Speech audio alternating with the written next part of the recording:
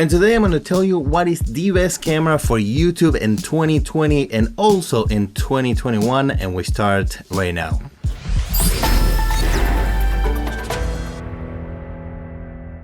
What is going on? My name is Ben. Welcome to my channel. If you want to learn more about photography, filmmaking, audio, and acting, subscribe to my channel so you don't miss anything. First of all, I wanted to tell you that this video is about the best camera for YouTube. Not the cheapest one and not the most expensive one.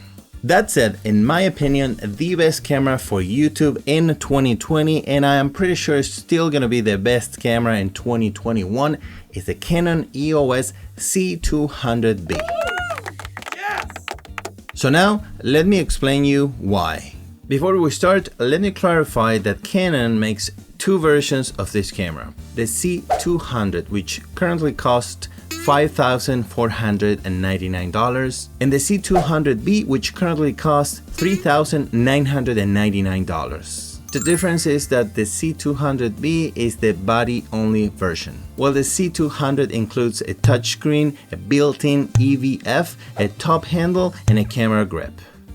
I personally do not need a top handle. I never used an EVF. I don't care for the camera grip.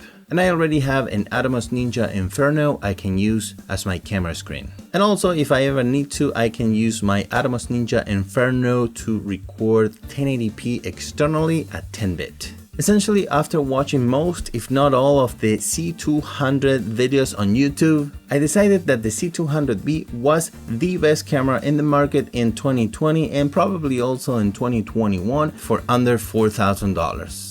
And that is why I went ahead and purchased one even during the summer of 2020. So why is the C200B the best camera for YouTubers in the market? Well, as you probably know, most YouTubers use hybrid cameras. And that is why initially I was considering purchasing a Canon EOS R5 to become my main YouTube camera. But to be honest with you, after watching dozens of R5 videos, the Canon C200 was mentioned over and over and over by many other YouTubers. For example, Peter McKinnon, Mari Hapoya, Armando Ferreira, Revidium from Crimson Engine, and many other YouTubers. And because it is basically the same price as the R5, $100 more actually, I decided to investigate more about this C200 camera.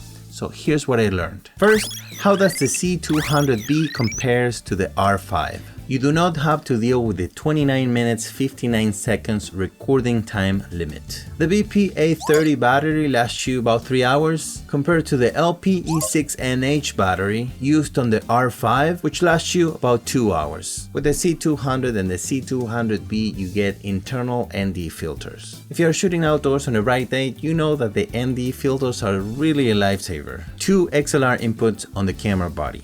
Not on the top handle, not through an adapter, on the camera body. 4 audio channels you can configure to do many different things. A full-size HDMI port compared to the micro HDMI port on the R5, which is actually terrible. Internal raw light recording at C4K up to 12-bit color depth when shooting at 24 frames per second. I will share with you more about my raw workflow to make my YouTube videos like this one at the end of this video. Please check Revidium's 12-bit versus 10-bit versus 8-bit comparison video, and you will be sold on the C200V immediately. Of course, I will leave you links in the description below. And last but not least, no overheating problems whatsoever. So you may wonder, why is the C200B a YouTube workhorse? The Canon C200B is not only a video camera, but also a cinema camera.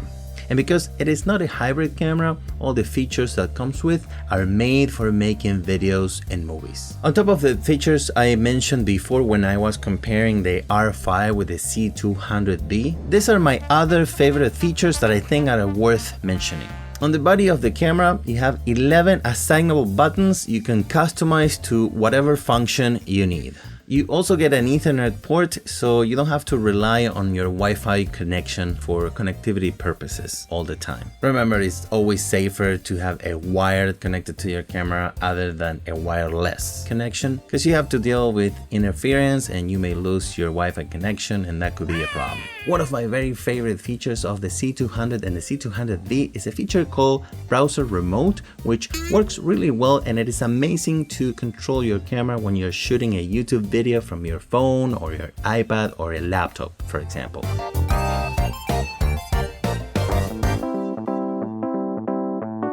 The C200 comes with dual pixel autofocus, which is the best autofocus system in the market, and has a feature called face detection, and as you can see, it's tracking my face perfectly.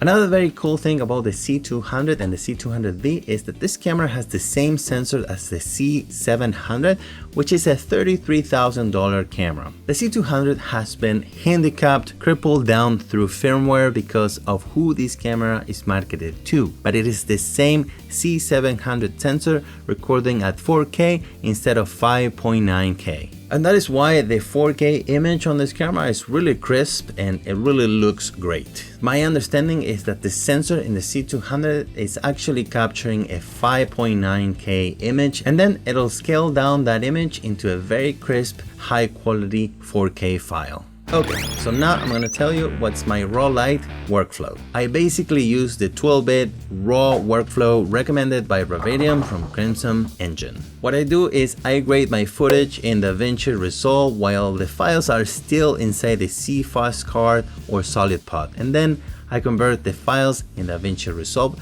to 10-bit QuickTime movie files to edit them in Premiere.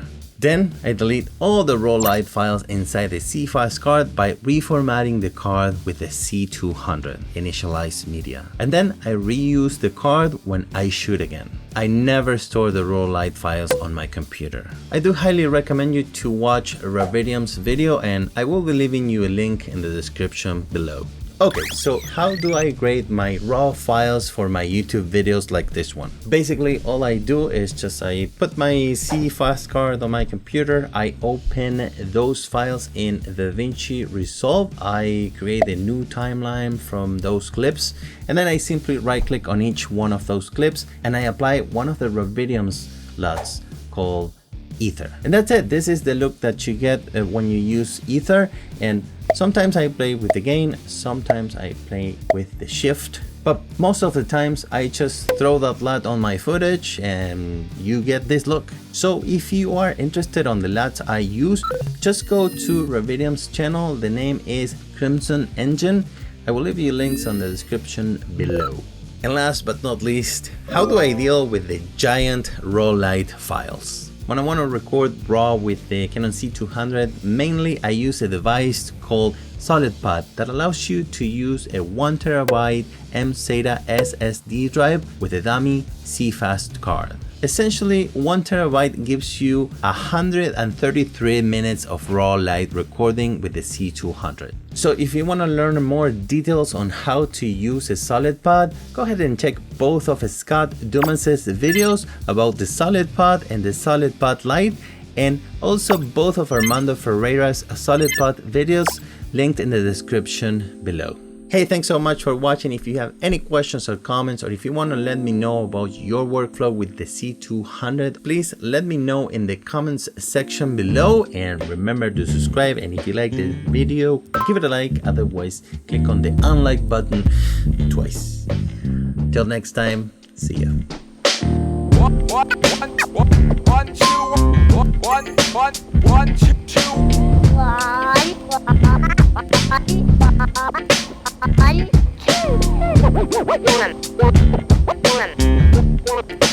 two.